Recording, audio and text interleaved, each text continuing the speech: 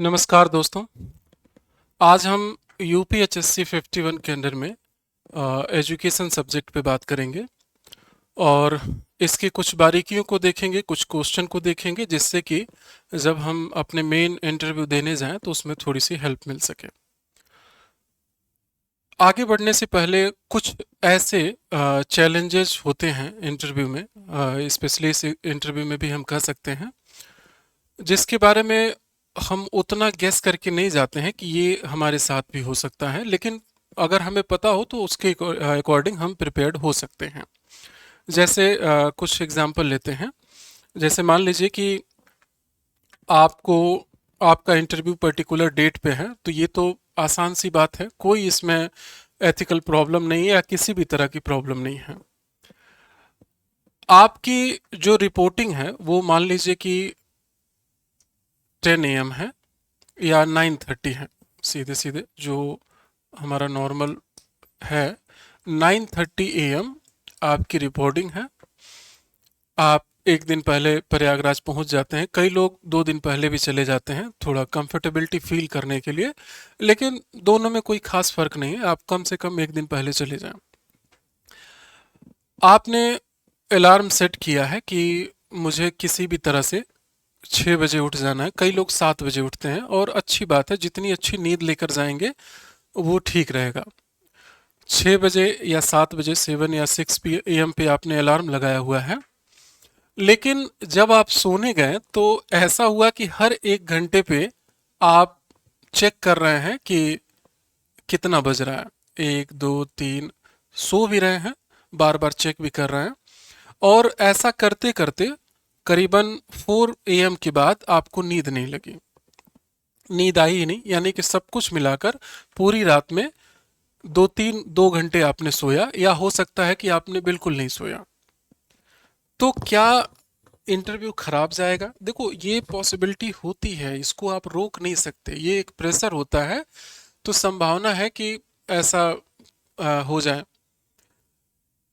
इसके लिए आप मानसिक रूप से प्रिपेयर्ड रहें कि अगर पूरी रात आप नहीं भी सोते हैं तब भी आपका इंटरव्यू अच्छा जाएगा।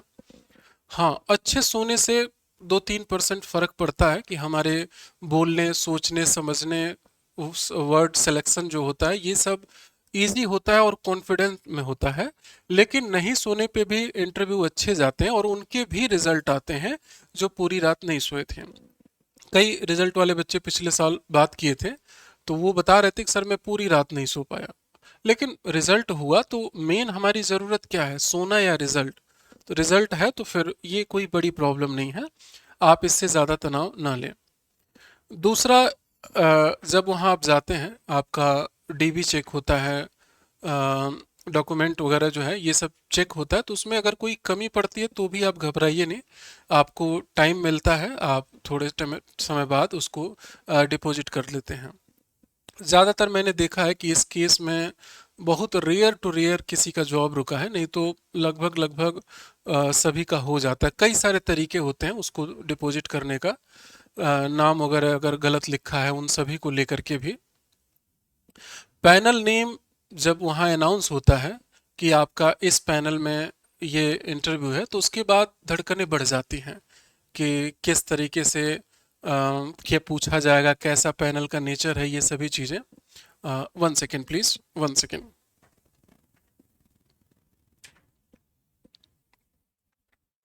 तो ये सभी चीज़ें जो है एक प्रेशर का काम करती हैं, तो ऐसे में भी आप अगर पहले से थोड़े बहुत प्रैक्टिस किए हुए हैं खुद से, या किसी के गाइडेंस में, या किसी प्लेटफॉर्म पे, या अपने फ्रेंड के साथ, तो ये घबराहट थोड़ी सी कम होती है। ये भी एक प्रैक्टिस है, एक्सरसाइज है, तो अगर आप थोड़ा बहुत करके रखते हैं तो आसानी होगी आपके लिए। एक टाइमिंग की चैलेंजेस जो है होती है, जैसे देखिए, एक तो रात भर आप सोए नहीं, 10 बजे आपको बुला लिया गया और सब कुछ हो गया, पैनल नेम आपको बता दिया गया कि इस पैनल के अंडर में आपका इंटरव्यू है। इंटरव्यू 5 PM तक चलेगा,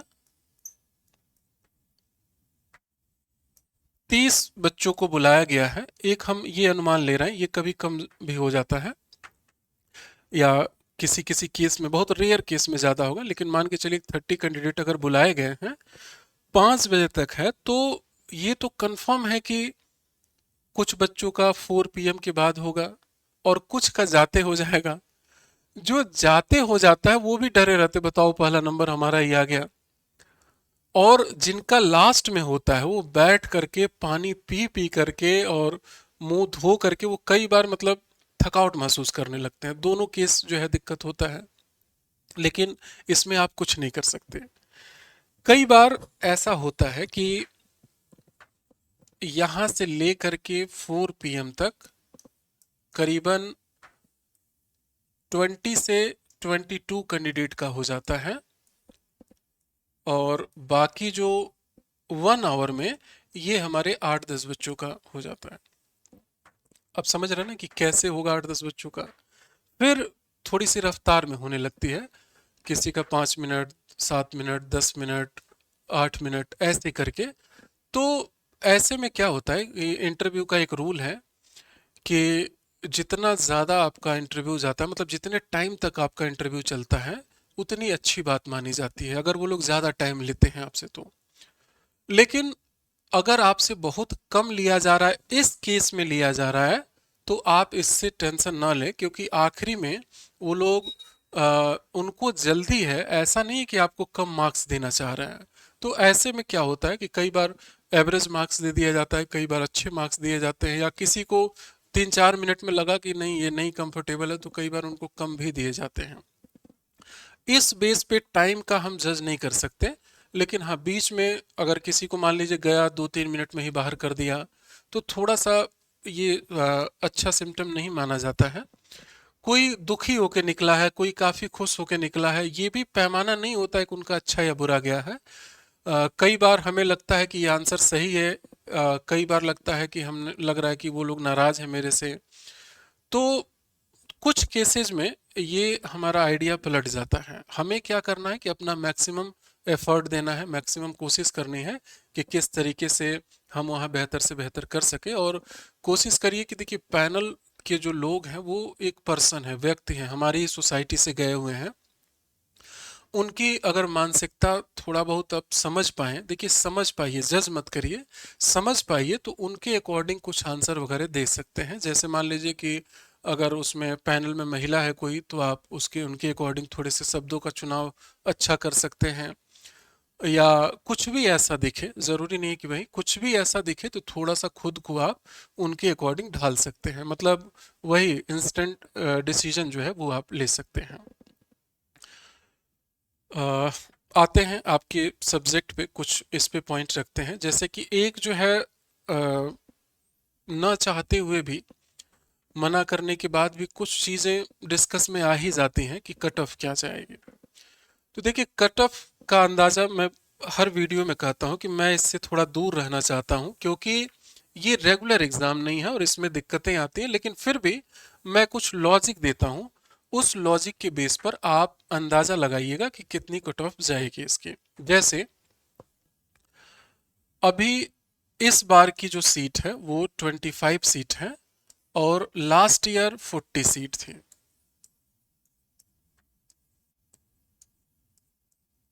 40 सीट थी।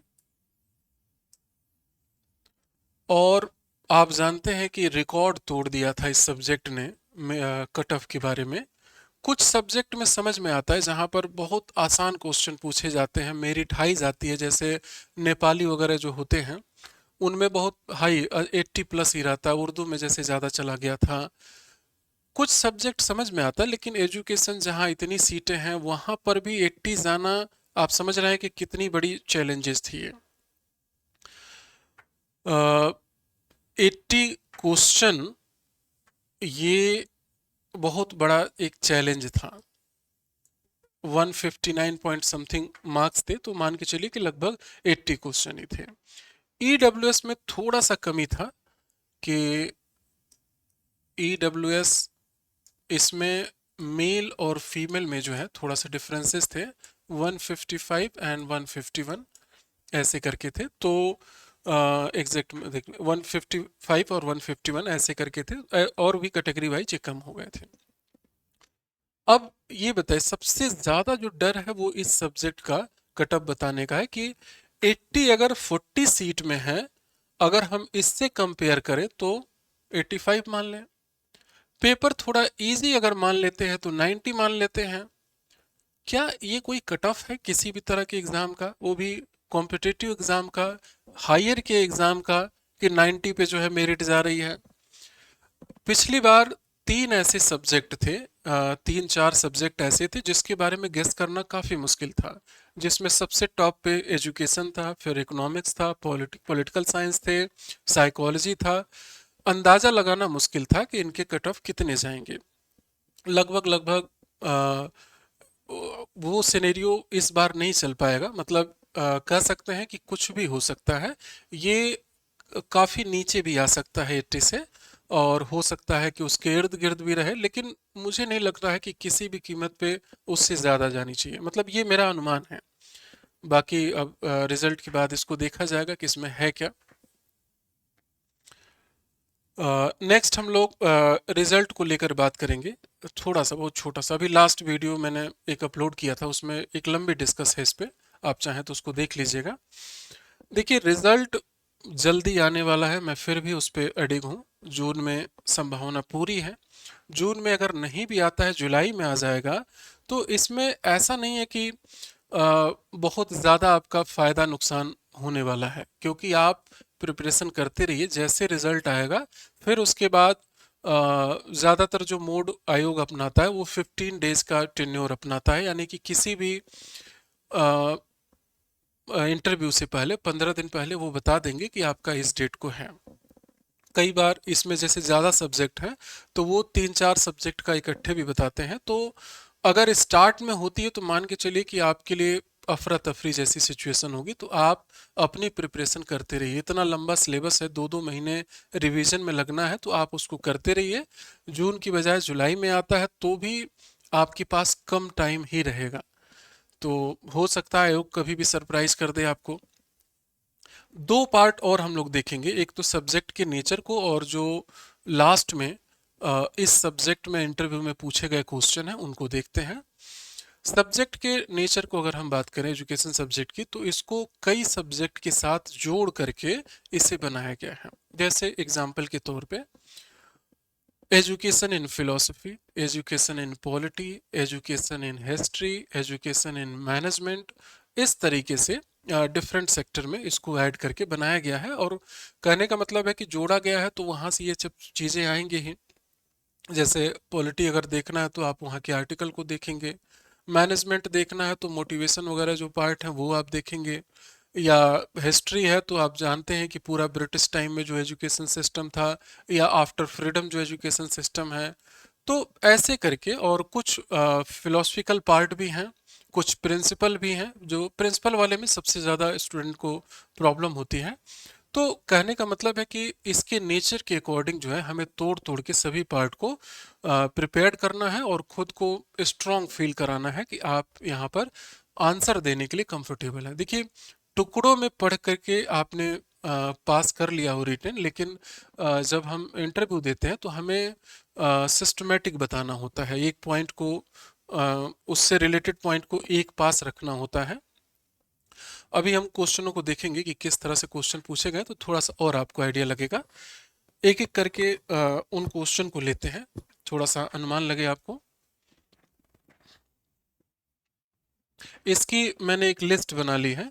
वैसे देखिए ढेर सारे क्वेश्चन हैं, लेकिन 8-10 क्वेश्चन अभी फिलहाल मैं बात कर रहा हूँ, जिससे बाकी यूनिट में भी आप अंदाजा लगा सके इसका। फर्स्ट क्वेश्चन है, जैन धर्म के त्यागवाद दर्शन को नई शिक्षा नीति के साथ कैसे जोड़ा जा सकता है? फिलोसफिकल पार्ट से ये रिलेटेड है। जैनिज्म बुद्धिज्म जो है उसमें, जैनिज्म में भी कई छोटे छोटे कह सकते हैं कि दर्शन है, फिलॉसफी है। उससे उसमें उसी का एक पार्ट है स्यादवाद, तो उसको नई शिक्षा नीति के साथ पूछा गया कि कैसे जोड़ा जा सकता है। तो देखो स्यादवाद कोई ऐसा नहीं कि नया कॉन्सेप्ट, ये बहुत पुराना जैनिज्म कब का है। और मोटे तौर पे मैं बताऊं आपको कि एक कहानी आपने सुना होगा कि कुछ अंधे व्यक्ति किसी हाथी को पकड़ते हैं, कोई सूंड, कोई पैर, कोई पूंछ, और सब लोग अलग अलग तरीके से उसका एक्सप्लेन करते हैं। ये एग्जाम्पल सबसे पहले इसी प्रिंसिपल के साथ आया था, इसी दर्शन के साथ आया था। तो कहने का मतलब है कि अगर हमें कॉन्सेप्ट ठीक से क्लियर रहे तो वो किसी के साथ जोड़ने को कहे, हम उसे बता सकते हैं। नेक्स्ट क्वेश्चन है कि डेमोक्रेसी इन एजुकेशन क्या है? क्या हमारे देश में डेमोक्रेसी इन एजुकेशन है या नहीं है? तो देखो, डेमोक्रेसी आप समझ रहे हैं कि बराबरी का दर्जा, बराबरी की भागीदारी, बराबरी का अपॉर्चुनिटी यानी कि अवसर। और हम व्यवहारिक तौर पे देखें तो ये बात सही है कि ये ज्यादातर जगह पे नहीं है, लेकिन हम ऐसा बोल नहीं सकते। हमें एक मिला जुला आंसर देना है। सबसे पहले तो पॉजिटिवनेस को रखना है कि हमारे कंट्री में मल्टीपल कह सकते हैं कि डेमोक्रेसी इन एजुकेशन है। जैसे कि सबको एग्जाम पेपर एक मिलता है, पैटर्न एक फॉलो करना होता है, ये सभी चीजें हम डेमोक्रेसी वाली बताएंगे। लास्ट में कुछ जहां डेमोक्रेसी नहीं है वहां पर हम उदाहरण लेकर बता सकते हैं कि यहाँ पर कुछ डेमोक्रेसी की डिफिशियंसी दिखती है, लेकिन हम इसे लगातार सुधार कर रहे हैं। आने वाले कुछ वर्ष में यहाँ पर भी रिफॉर्म हो जाएगा। जैसे कि रूरल एरिया का जो कैंडिडेट है और जो अर्बन एरिया का कैंडिडेट है, दोनों की मेरिट बराबर बनती है। तो क्या ये डेमोक्रेसी है या नहीं है? या कहीं पर कह सकते हैं कि जो रिजर्वेशन का पार्ट है वो राइट पर्सन को मिलता है, कहीं पर नहीं मिलता है, तो क्या ये डेमोक्रेसी है एजुकेशन में? ऐसे कुछ टूल्स टेक्निक के साथ जो है आप अपने आंसर को पॉजिटिवनेस के साथ और बिना किसी की बुराई और बिना किसी सिस्टम की कमी बताए आप अपने आंसर को रख सकते हैं। नेक्स्ट क्वेश्चन है, ERG मोटिवेशन थ्योरी क्या है? तो देखो, सीधा सीधा मतलब आपके पास ये होगा ही, मटेरियल वगैरह इसका आपने पढ़ा भी होगा। मोटिवेशन सिलेबस आपके टॉपिक आपके सिलेबस में है। इसके कई सारे पार्ट हैं, XY थ्योरी हो चाहे और भी इसके पार्ट हो, जेड थ्योरी हो या ERG थ्योरी हो, इनमें से कुछ भी पूछा जा सकता है या उनका अप्लाइड भी कुछ पूछा जा सकता है कि अभी हमारे आसपास क्या दिखता है इस तरह का, etc। नेक्स्ट क्वेश्चन है, एफ टेस्ट का प्रयोग कहाँ और क्यों करते हैं? तो देखिए, सिर्फ एफ टेस्ट नहीं, F test, T test, Z test, chi square test, ANOVA test, या और भी इसमें जो पार्ट है, कोरिलेशन वगैरह है। रिग्रेशन तो शायद नहीं है, कोरिलेशन आप वो देख सकते हैं। कम से कम छोटे में, मतलब अगर वो क्वेश्चन पूछे तो आप उन्हें बता सकते हैं। जैसे टी टेस्ट है तो छोटा है, स्टूडेंट के लिए है, इसकी रेंज बता सकते हैं कितने रेंज तक होती है। क्वालिटेटिव टेस्ट हमारा का स्क्वायर टेस्ट में है, तो कम से कम वो बेसिक जो इसका पार्ट है वो हमें पता होना चाहिए, अगर डेप्थ नहीं भी पता है तो। नेक्स्ट क्वेश्चन है कि लेसेस फेयर लीडरशिप स्टाइल किसे कहते हैं? क्या आपकी नज़र में कोई उदाहरण है? सेकेंड पार्ट ज़्यादा टफ है, क्योंकि हमें वहाँ किसी की बिना बुराई किए हुए कुछ एग्जाम्पल देने हैं। First part laces fair style क्या है? तो आप देखो कि जब हम लीडरशिप स्टाइल पढ़ते हैं तो वहाँ पर मेनली 3 टाइप हम पढ़ते हैं कि autocratic, democratic and laces fair style. तो आप बता सकते हैं कि उसमें जो भी लीडर होता है उसकी एक तरह से अपने सबऑर्डिनेट के सामने जो है वैल्यू नहीं होती है। सबऑर्डिनेट खुद डिसीजन लेते हैं, लीडर से नहीं पूछते हैं। ऐसा कुछ और एग्जाम्पल वगैरह आप कहीं पर हो तो आप उसको दिखा सकते हैं। नेक्स्ट क्वेश्चन है कि एजुकेशन से रिलेटेड कौन कौन से आर्टिकल हमारे इंडियन कॉन्स्टिट्यूशन में हैं? तो ये ज़रूरी भी है, बेसिक भी है, और बहुत हद तक मैक्सिमम कैंडिडेट को ये प्रिपेयर्ड भी रहता है।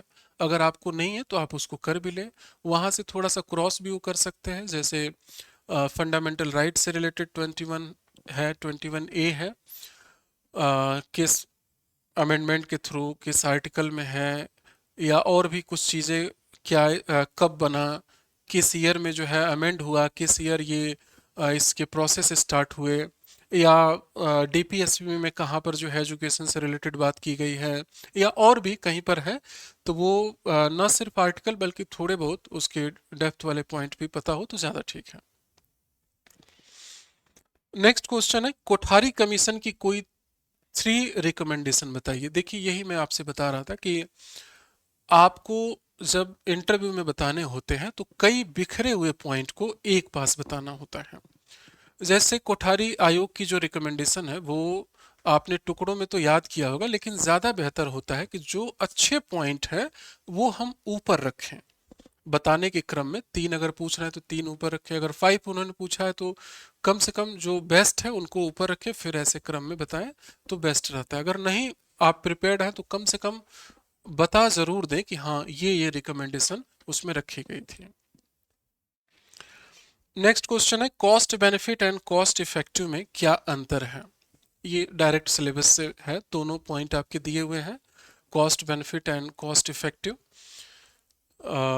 ईजी है।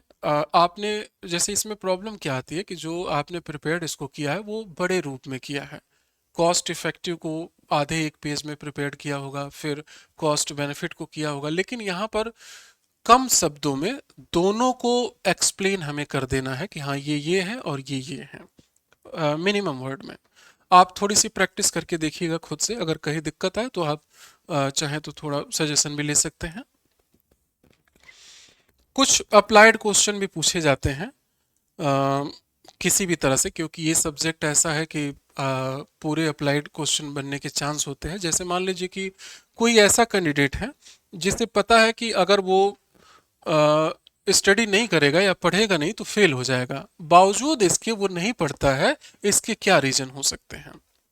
आंसर आपको पता है, ये मैं पूरा कॉन्फिडेंट हूं, लेकिन जो आंसर आपको देना है उसमें दिक्कतें क्या आती हैं कि हम बहुत ज्यादा बीच में पोज ले लेते हैं, रुक जाते हैं। जैसे हमने बताया कि आ, उसकी मेंटल कंडीशन ठीक नहीं होगी, उसकी फैमिली कंडीशन ठीक नहीं होगी, इसके बाद रुक जाते हैं, थर्ड पॉइंट क्या होगा।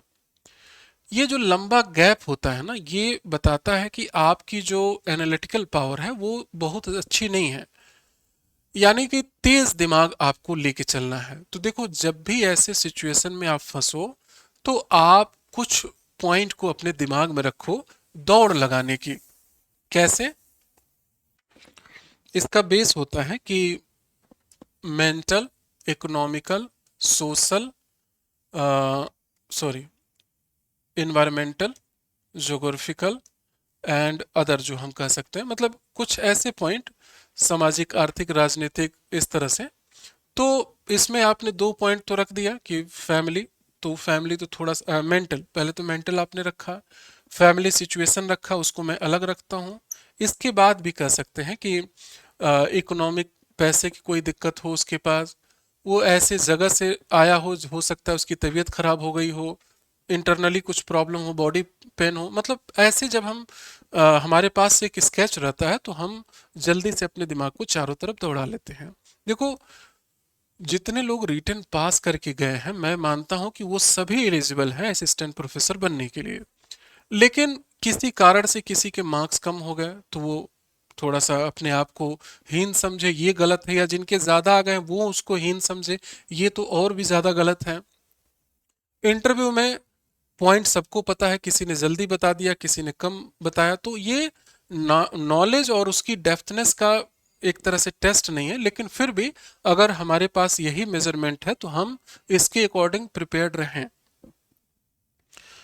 नेक्स्ट और लास्ट क्वेश्चन है, ये करंट से कुछ क्वेश्चन था, इसको मैं स्किप कर रहा हूँ, लेकिन फिर भी एक आइडिया ले लीजिए कि जो यूजीसी नई यूनिवर्सिटियां का लिस्ट निकालती है, कुछ यूनिवर्सिटियों पे बैन की है, वो आप एक तरह से याद रखें, देख लें जाकर डायरेक्ट यूजीसी के साइट पे, या अभी हाल फिलहाल में आप देखेंगे 2025 में एक यूपी की यूनिवर्सिटी है जो ढेर सारी फर्जी डिग्रियां बनाई है, जिसमें सबसे ज्यादा कैंडिडेट राजस्थान के हैं।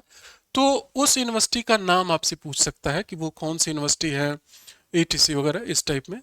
तो आप इस चीज़ को ध्यान में रखें और बाकी आप जुड़े रहिए। देखिए कुछ चीज़ें हैं जो धीरे धीरे हमको भी पता चलती है, जैसे रिजल्ट जैसे आता है, रिजल्ट आने के 5 to 7 डेज में लगभग पता चल जाता है कि कितने मार्क्स से कितने मार्क्स के बीच में कितने कैंडिडेट हैं।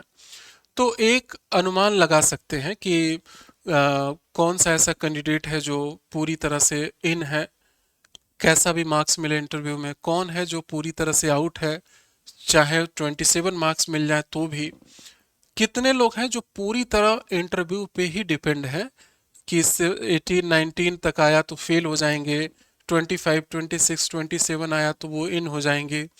ये लगभग उस टाइम आइडिया लग पाता है। अभी बहुत सारे लोग बता रहे हैं कि इतने इतने मार्क्स हैं, लेकिन मुझे लगता है कि वो डेटा उस पर जज करना अभी मुश्किल होगा, क्योंकि कम से कम मेरा मानना है कि 70-80% जब डेटा आ जाता है तब मैं अपने डिसीजन पे पहुंचता हूं कि हाँ ये सही रहेगा।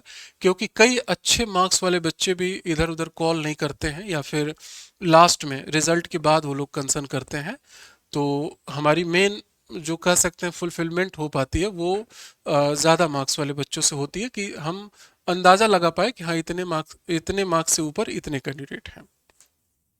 अभी हमारा मॉक इंटरव्यू भी चल रहा है। देखिए मॉक इंटरव्यू, ये आपकी इच्छा हो तो आप इसको ज्वाइन कर सकते हैं। आप कहीं भी कर सकते हैं, किसी के पास कर सकते हैं, बस दो तीन जो पैरामीटर है इंटरव्यू के वो ज़रूर फुलफिल आप करें। एक तो ये है कि एक डायरी बनाएं, आप उनमें क्वेश्चन रखें, क्वेश्चन को अपने एक्सपर्ट से पूछें और सेटिस्फाइड होने के लेवल तक पूछें। हर आंसर आंसर नहीं होता है, इस बात को ध्यान में रखिएगा। दूसरी बात है कि अननोन पर्सन के पास प्रैक्टिस करें, जिनसे आपको ये डर रहे कि क्या वो पूछ दें।